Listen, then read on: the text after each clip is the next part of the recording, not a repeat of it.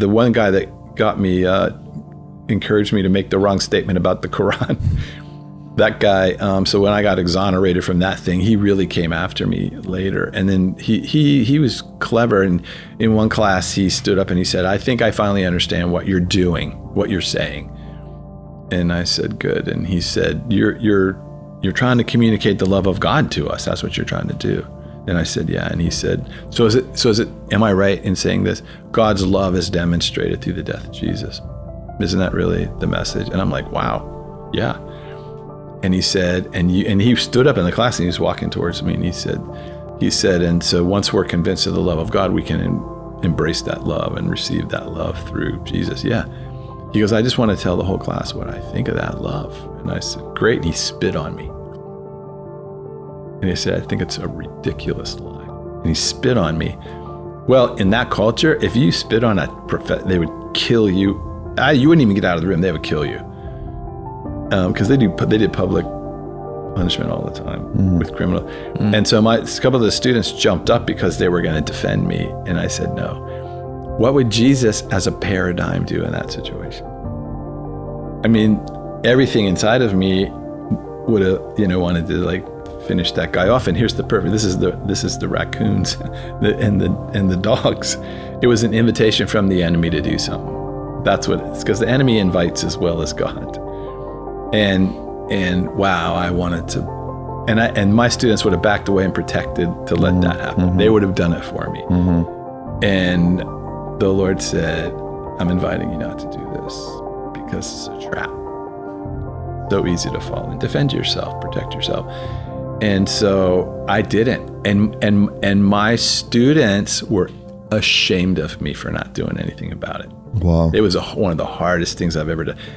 I'd rather have someone threatening to kill me than to have that happen and have to walk away with the spit on your face. And so I dismissed the class and I walked out, and my students were like, you're going to let this go? Nobody in your position would let this go. That no one's going to have any respect for you after this. And I came home and I told Don, I was like, wow, I hate that I had to walk out of there like that. I hated it. And I was mad at God and all of that. And, but then it was like the only opportunity to have to be incarnate like Christ was incarnate. I wanted to be incarnate like, like gladiators and like that, brave, or all these macho people. I didn't want to like get you spit in your face and you just walk out like a coward. That was really hard for me, especially after all my training and everything. And I knew, I could do in my brain what I would do to that guy. I practiced it over and over again after the event. I had to let it go. And then, but the Lord's like, do you want to win? Do you want to beat people or win people? Like, do you want to beat them or do you want to win? So these Taliban guys asked us one time, do you want to win us or beat us? Because you're never going to beat us, but you could win us. It's up to you. And we just want to beat people. That's our model. Let's just beat them. Let's beat the bad guys. Let's beat the enemy. Let's overpower them. And so I really wrestled. I had a hard time with that because it's a very small island, very tight. We were the foreigners. Word gets around too. Oh my gosh, immediately. And I felt like this didn't advance the kingdom because now we're wimps. And then, a couple of months later, this guy comes to our house at night, knocks on the door at night. I open the door and it's him. And I let him in. And my like whole body's just like, when I see him. Because another one of our guys got stabbed in front of his kids at night in his house, and they had to medevac him out. This was his guys doing this stuff. So he comes in, he's the lead guy. He goes, I wanted to tell you something. I'm like, oh, here we go again.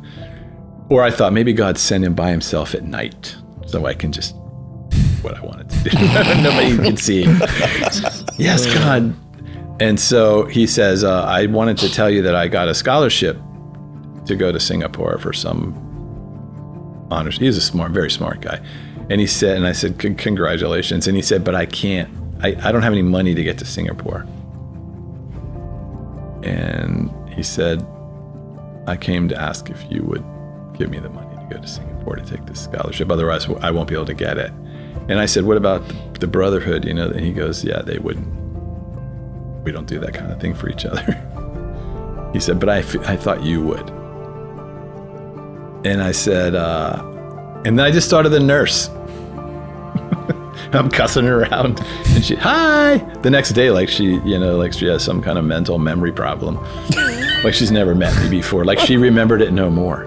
Yeah. And I thought of her, and I said, yeah, I'll give you the money. Yeah, and you don't have to pay me back. I said, but I want you to know something. The only reason I can even do this is because the one whose face I spit in forgave me. And so I'm giving it to you because he forgave me. I forgive you. And I gave him the money. And that turned the whole thing. That was the win for the whole place, was that. And the Lord's like, I'm inviting you to let this guy shame you to pieces in front of the whole group so we can win the whole thing. Will you do that? Will you do that with me? Because I've already done it. Wow. Read my book. I've already done it. Do you want to be like me, or do you want me to be a tool to make Muslims convert to Christianity? Which do you want? A paradigm or a fixer? And I'm inviting you to be like me. And so, but that's what turned the hearts, because nobody would forgive in a situation like that. Yeah. And they had to have a model. So then we learned a very dangerous prayer, which is, Lord, would you put us in a position where we can forgive the people that we work with? It's a very dangerous prayer.